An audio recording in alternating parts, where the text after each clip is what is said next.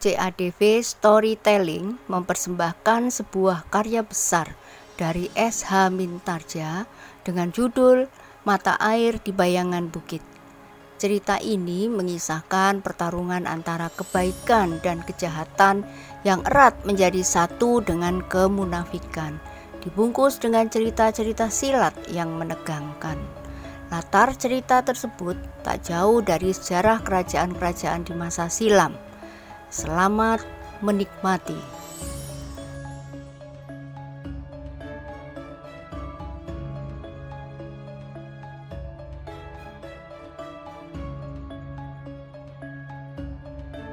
Pada episode yang lalu dikisahkan bahwa gerumbul-gerumbul berserakan dan dahan-dahan berpatahan, batu-batu padas pecah dan terlempar berhamburan. Kiai Kanti semakin lama menjadi semakin cemas. Ia melihat perkelahian itu berkembang semakin dahsyat. Bahkan kemudian nampaknya kedua anak muda itu benar-benar telah kehilangan kendali. Dengan hati-hati Kiai Kanti mendekat. Sekali lagi ia mencoba berteriak menghentikan pertempuran yang semakin dahsyat itu. Tetapi suaranya bagaikan hilang ditelan oleh gemuruhnya angin yang timbul karena ayunan kekuatan yang terungkap dari kekuatan cadangan yang justru jauh lebih dahsyat dari kekuatan wajar kedua anak muda yang sedang bertempur itu. "Angger Jeliteng!" teriak Kiai Kanti. "Hentikan! Hentikan! Aku bukan laki-laki cengeng yang menyerah kepada perempuan," geram Jeliteng. Kiai Kanti menjadi semakin berdebar-debar. Ia sadar bahwa yang kemudian bergejolak di dada Jeliteng adalah harga dirinya sebagai laki-laki. Karena itu, maka ia pun mencoba menghentikan Swasti. Teriaknya, "Berhentilah Swasti, marilah kita bicara." Tetapi Swasti pun berteriak tidak kalah lantangnya, "Aku bukan perampok yang mengulurkan kedua tangan dan kaki untuk diikat dan diseret ke hadapan siapapun." "Kita dapat berbicara dengan baik," Kiai Kanti pun berteriak pula. "Bukan aku yang mulai," jawab Swasti. "Siapapun yang mulai, hentikanlah. Bukan aku yang harus menghentikan lebih dulu." Kiai Kanti menjadi bingung. Persoalannya sudah jauh bergeser, sehingga justru akan sangat sulit baginya untuk menghentikannya. Karena yang berbicara di hati kedua anak-anak muda itu adalah perasaannya, bukan lagi nalarnya. Dalam pada itu, ternyata keduanya telah memeras segala kemampuan dan kekuatan. Swasti menyambar-nyambar seperti seekor burung lawet di udara. Sementara Jeliteng mengimbangi kecepatan itu dengan sikap yang kuat dan tangguh seperti seekor burung elang. Tetapi sentuhan ujung jarinya akan mampu mematahkan tulang dan menyobek kulit daging. Semakin lama, libatan serangan masing-masing tidak semuanya dapat dielakkan dan ditangkis. Satu-satu tubuh mereka telah bersentuh oleh kekuatan tenaga lawan yang dahsyat. Namun, daya tahan tubuh mereka masing-masing pun melampaui daya tahan orang kebanyakan. Tetapi perasaan sakit dan nyeri telah merambati tubuh mereka. Benturan dan sentuhan semakin sering terjadi. Sekali-kali terdengar salah seorang di antara mereka berdesis tertahan. Namun, kadang-kadang terdengar juga hentakan yang keras. Kiai Kanti menjadi semakin bingung. Nampaknya keduanya telah kehilangan kesadaran dan pertimbangan. "Aku harus menghentikannya," gumam orang tua itu. Karena itu, maka Kiai Kanti pun justru menjauhi beberapa langkah. Sekilas ia masih sempat melihat dedaunan yang bergetar, yang tidak mampu lagi berpegang pada ranting-rantingnya, telah runtuh berjatuhan di antara semak-semak yang hancur berserakan. "Sekali lagi aku memperingatkan," teriak Kiai Kanti. Tetapi kedua anak muda itu tidak menghiraukannya. Kiai Kanti yang cemas itu tidak dapat menunda lagi. Ia mulai melihat sentuhan-sentuhan yang berbahaya dari keduanya. Salah seorang dari kedua anak muda itu kadang-kadang terlempar jatuh, meskipun ia segera melenting bangun. Tetapi benturan-benturan berikutnya segera menyusul dengan dahsyatnya. Sejenak Kiai Kanti termenung. Nampak ia masih tetap ragu-ragu. Namun kemudian ia menyilangkan tangannya di dadanya. Dengan tajamnya dipandanginya kedua anak muda yang sedang bergulat dengan ilmunya masing-masing untuk mempertahankan harga dirinya. Kiai Kanti tidak berteriak lagi. Perlahan-lahan bibirnya bergerak. "Cukup, berhentilah, berhentilah." Suaranya tidak terlalu keras, tetapi berbareng dengan lontaran kata-kata itu seolah-olah angin prahara telah bertiup. Di telinga kedua anak muda yang sedang bertempur itu, suara Kiai Kanti bagaikan ledakan 1000 guruh di langit. Sesaat kedua anak muda itu masih bertahan. Mereka masih terlempar oleh ilmu masing-masing dalam benturan yang dahsyat. Namun ketika Kiai Kanti mengulangi kata-katanya, maka mereka pun bagaikan lumpuh. Suara itu menggelegar di dalam dada mereka, seolah-olah meruntuhkan hati dan jantungnya. Ketika sekali lagi Kiai Kanti bergumam, maka keduanya tidak dapat bertahan lebih lama lagi. Keduanya pun di luar sadar telah menutup telinga masing-masing sambil menyeringai menahan nyeri di jantungnya. "Berhentilah," Kiai Kanti masih bergumam. "Cukup ayah, cukup," teriak Swasti. "Ampun Kiai, aku akan berhenti," sambung Jeliteng. Kiai Kanti masih berdiri di tempatnya. Dipandanginya kedua anak muda yang memegangi telinga mereka. Seolah-olah kata-kata yang dilontarkan oleh Kiai Kanti itu menyusup ke dalam dada mereka lewat getaran selaput telinga. Tetapi bagaimanapun juga mereka menyumbat telinga mereka. Namun suara itu tetap menghentak-hentak jantung seolah-olah hendak merontokkannya.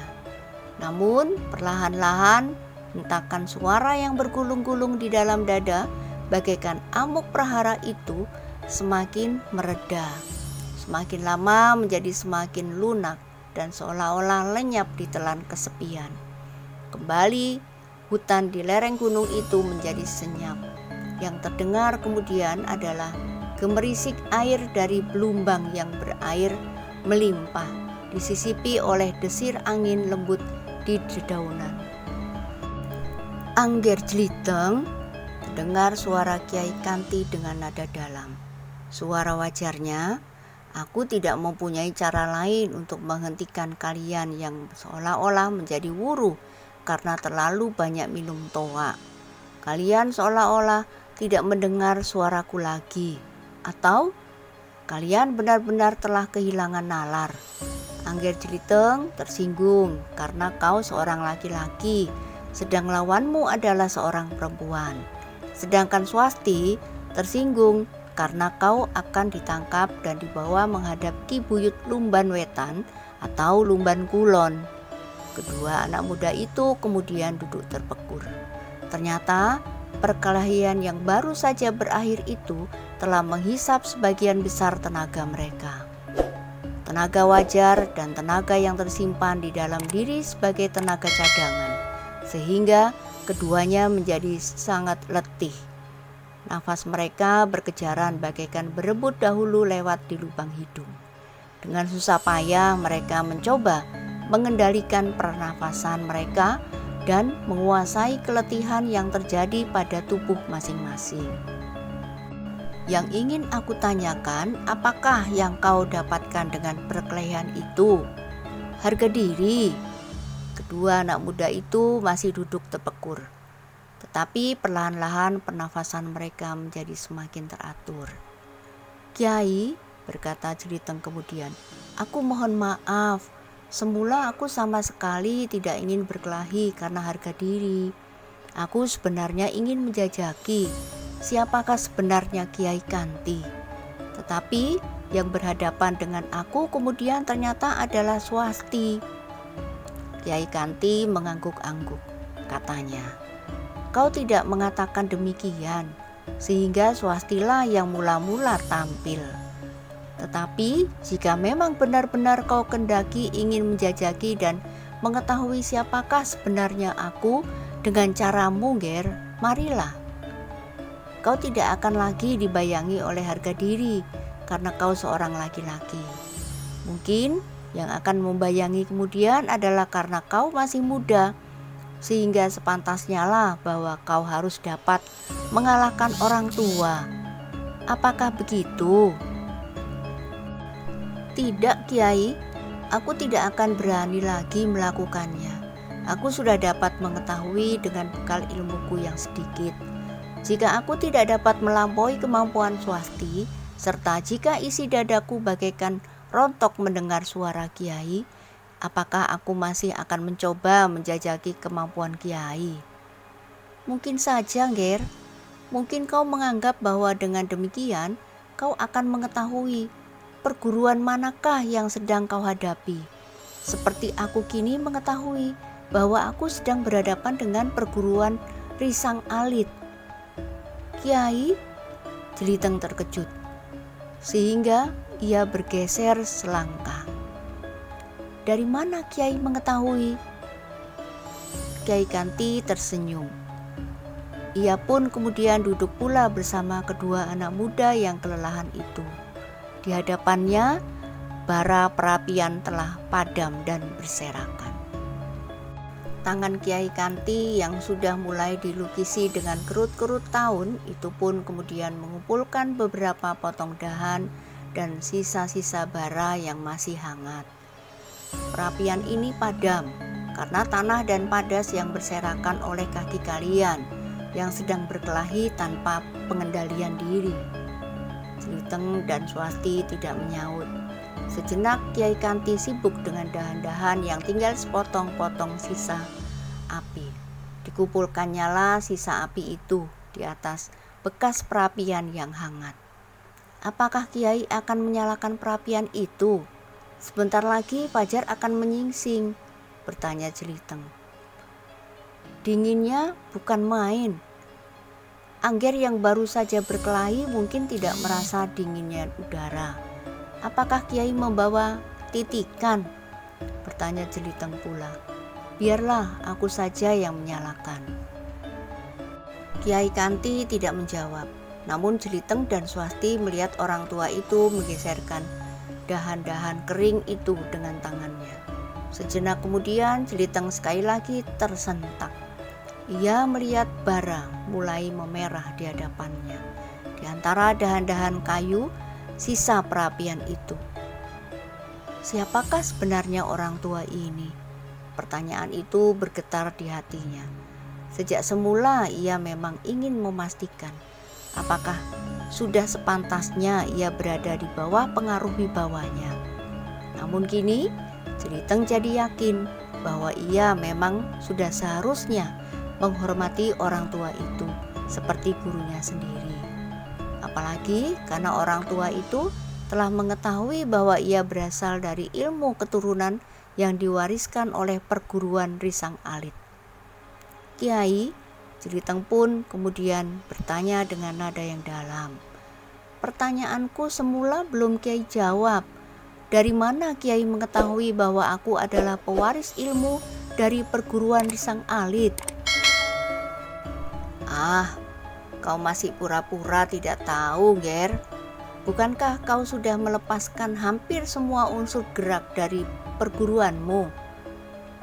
Aku tidak tahu pasti siapakah yang langsung menjadi gurumu, sehingga kau memiliki ilmu dari perguruan Risang Alit itu. Perguruan yang sudah tidak banyak disebut orang lagi. Tetapi itu bukan berarti bahwa kelebihan ilmu dari perguruan Risang Alit itu berkurang." Jeliteng termangu-mangu sejenak. Namun di hadapan orang tua itu ia tidak merasa perlu untuk berhasia lagi. "Karena itu," katanya, Aku adalah murid Kiai Baskara yang lebih senang menyebut padepokannya dengan nama Rasa Jati. Kiai Kanti mengerutkan keningnya, namun kemudian ia tersenyum sambil berkata, "Jadi kau menerima warisan ilmu risang alit lewat Kiai Baskara? Jika demikian, wajarlah jika kau mampu membunuh 2 orang murid Kendali Putih." Jeliteng memandang Kiai Kanti sejenak. Namun di luar sadarnya ia berpaling ke arah Swasti sambil berkata di dalam hatinya, "Tetapi ilmuku tidak lebih dari ilmu gadis itu. Jika Swasti bertemu dengan kedua orang Kendali Putih itu, ia pun tentu akan dapat mengalahkan mereka." "Angger Jeliteng," berkata Kiai Kanti kemudian, "jika kau ternyata murid Kiai Baskara, maka apakah salahnya jika kau mengatakan siapakah sebenarnya kau ini? Kau tentu bukan anak seorang janda miskin yang merantau kemudian kembali pulang setelah kau sedikit menerima ilmu dari seseorang." Jeliteng ragu-ragu sejenak. Sekali lagi ia memandang Swasti yang nampaknya masih acuh tidak acuh saja. Dalam keremangan malam, ia melihat Swasti memandang justru ke arah kegelapan yang pekat. "Kiai," berkata Jeliteng, "jika aku tidak melihat betapa tingginya ilmu Kiai, maka aku tentu tidak akan mau mengatakannya.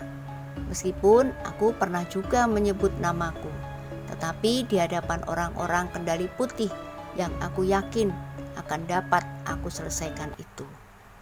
Jika kau tidak berkeberatan, sebutlah namamu, keturunanmu, dan barangkali sesuatu yang harus Angger lakukannya, dan asalkan seperti yang pernah dikatakan." Jeliteng termangu-mangu sejenak, namun kemudian ia mengatakan serba sedikit tentang dirinya, namanya, orang tuanya kepada murid-murid Kendali Putih yang telah dibunuhnya. Namun demikian, Jeliteng tidak mengatakan apakah tugas yang harus dilakukannya di Lumban itu. Kiai Kanti mengangguk-angguk. Ketika Jeliteng menyebut namanya, orang tua itu melihat anak gadisnya tergeser setapak.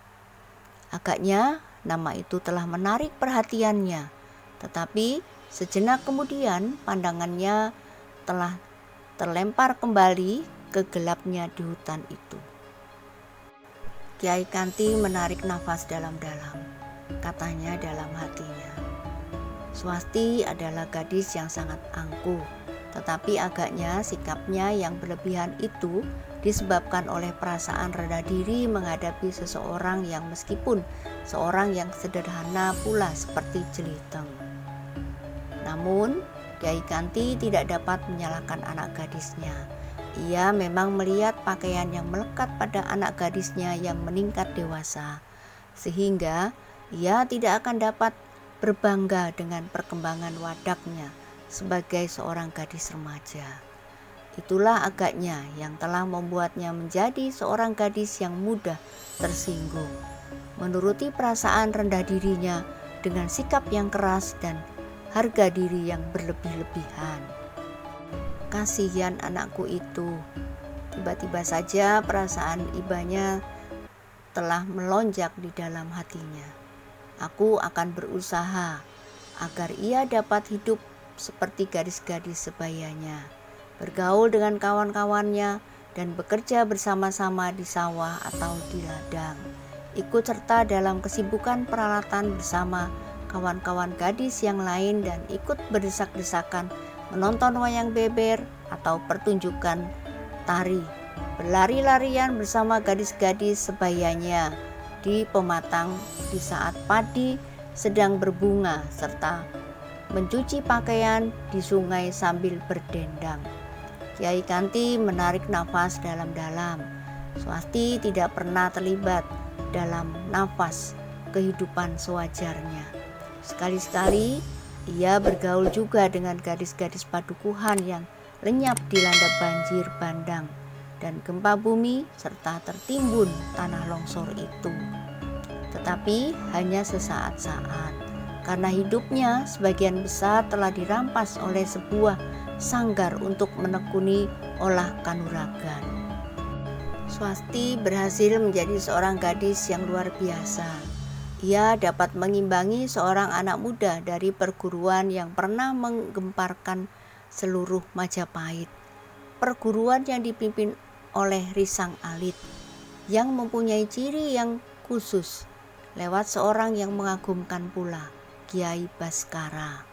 Apalagi anak muda itu adalah putra pangeran yang dipercaya untuk menjadi salah seorang senopati pada saat Majapahit mengalami kesulitan.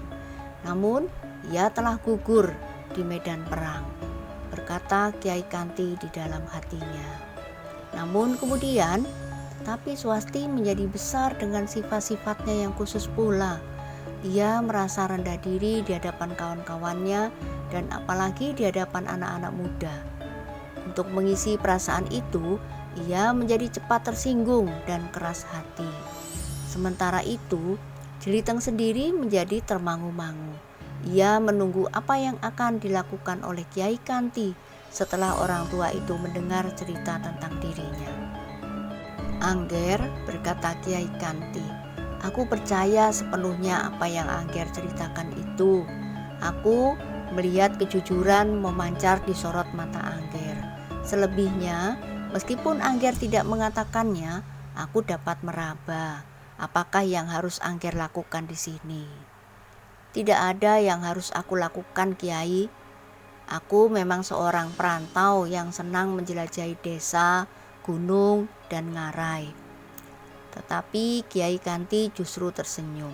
Sambil mengangguk-angguk ia kemudian berkata, baiklah Ger, tetapi masih selalu menjadi pertanyaan di hatiku. Apakah hubunganmu yang sebenarnya dengan Daruwerdi? Apakah kalian telah bekerja bersama untuk suatu tugas tertentu, atau kalian ternyata justru saling mencurigai dan saling mengawasi, atau karena hubungan yang lain? Jeliteng mengerutkan keningnya. Namun kemudian ia pun tersenyum sambil menjawab, tidak ada hubungan apapun, Kiai. Kiai Kanti pun tertawa, katanya, baiklah Ger, adalah suatu kebodohan jika aku mendesak terus agar Angger mengatakan apa yang tidak ingin Angger katakan. Tetapi bagiku yang Angger sebutkan sudah cukup banyak, sehingga aku dapat mengenal Angger yang sebenarnya. Sudahlah Kiai, yang penting kemudian adalah bagaimana kita akan menguasai air yang melimpah ini. Aku akan membantu apa saja yang Kiai perintahkan. Dengan tulus aku menempatkan diri sebagai seorang yang akan tunduk kepada segala perintah apapun juga. Kiai Kanti menarik nafas dalam-dalam. Ia merasa bahwa ia tidak akan dapat melihat lebih dalam lagi apakah yang sedang dilakukan oleh Jeliteng di Padukuhan Lumban. Sedangkan di padukuhan itu juga hadir Daruwerdi. Baiklah Ger, berkata Kiai Kanti kemudian, aku sependapat bahwa sebaiknya kita membicarakan bagaimana kita menguasai air yang tentu akan sangat bermanfaat itu. Sedangkan masalah-masalah lainnya mungkin akan dapat aku dengar dari Angger Daruwerdi sendiri. Wajah Jeliteng menegang sejenak. Tetapi kemudian ia pun tersenyum sambil berkata, mungkin itu lebih baik Kiai. Tetapi aku mohon agar Kiai sama sekali tidak menyebut tentang Kiai Baskara dan tentang sumber ilmu yang mengalir dari perguruan Risang Alit. Aku kira itu tidak perlu bagi Daruwerdi. Kiai Kanti tertawa pendek, katanya, aku orang tua Ger, aku tidak akan mengatakan apapun juga. Tetapi pesan Angger itu bagiku merupakan keterangan bahwa Angger dan Daruwerdi tidak senang bekerja bersama untuk suatu tugas. Namun Angger justru sedang mengawasi Angger Daruwerdi karena sesuatu yang tidak dapat Angger katakan kepada siapapun juga. Jeliteng menarik nafas dalam-dalam. Namun ia pun kemudian mengangguk kecil sambil menyaut, mungkin Kiai benar. Kiai Kanti tidak menjawab lagi. Diangkatnya kedua tangannya di atas perapian yang hangat. "Kiai," berkata Jeliteng kemudian, "baiklah, aku mohon diri. Aku sudah terlalu lama pergi. Jika Biyung mengetahui aku tidak ada di rumah, ia akan menjadi gelisah." Kiai Kanti memandang Jeliteng sejenak. Namun wajah anak muda itu bersungguh-sungguh. Karena itu, maka katanya, "Silakan, Ger. Tetapi jika Angger ingin lekas mengendalikan air gelombang yang melimpah itu, sebaiknya kita segera membicarakan apakah yang sebaiknya kita lakukan." "Baiklah, Kiai.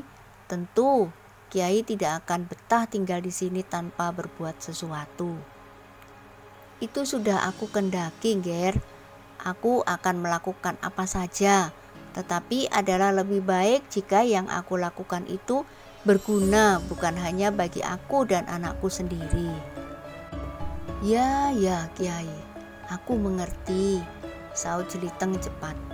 "Lalu sekarang aku mohon diri, Kiai. Aku akan berbuat sesuatu sesuai dengan kehendak dan keinginan Kiai." "Datanglah secepatnya, Ger." "Tentu, Kiai." Jeliteng pun kemudian berdiri. Dipandanginya Swasti yang duduk sambil menundukkan wajahnya dalam-dalam. Namun dengan ragu-ragu Jeliteng berkata, "Aku minta diri, Swasti. Aku minta maaf jika aku telah melakukan sesuatu yang tidak kau kehendaki." Swasti sama sekali tidak bergerak. "Swasti," desis ayahnya, "kau harus menjawab. Dan seterusnya kita akan mulai dengan suatu pergaulan baru di Padukuhan Lumban. Kita harus bergaul sebagaimana orang Lumban bergaul di antara mereka." Tetapi di luar dugaan Swasti menjawab, "Anak muda itu bukan anak Lumban." Kiai Kanti menarik nafas dalam-dalam, lalu katanya, "Tetapi ia sudah menempatkan diri seperti anak muda dari Lumban."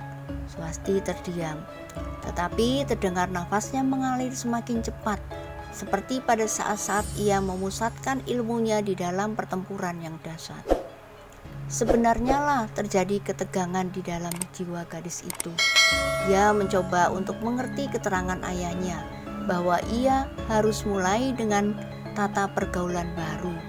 Tetapi ia tidak cukup berani untuk menghadapi tantangan hubungan baru dengan Jeliteng setelah mereka bertempur dengan segenap kemampuan. Tetapi terlebih-lebih lagi, Swasti memang tidak terbiasa bergaul dengan anak muda sejak ia berada di padukuhannya yang lama. "Swasti," ayahnya mendesak, "kau jangan berkeras hati." Swasti mengangkat wajahnya. Dipandanginya ayahnya sejenak. Kemudian hampir di luar sadarnya ia berpaling ke arah anak muda yang termangu-mangu. Terasa dada Swasti bergetar. Cepat-cepat ia melemparkan pandangan matanya ke kegelapan. Nafasnya menjadi semakin cepat mengalir, melampaui saat-saat ia berada di puncak ketegangan pertempuran. "Swasti," ayahnya berdesis sekali lagi. Swasti tidak dapat mengelak lebih lama. Ia sadar bahwa ayahnya tentu akan mendesaknya terus sampai ia mengucapkan sepatah dua patah kata. Karena itu, maka katanya, "Biarlah ia meninggalkan kita dan melupakan apa yang telah terjadi, Ayah."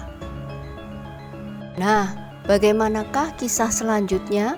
Silakan ikuti terus kisah Mata Air di Bayangan Bukit pada kesempatan lain. Jangan lupa like, komen, dan subscribe. Terima kasih. Sampai jumpa.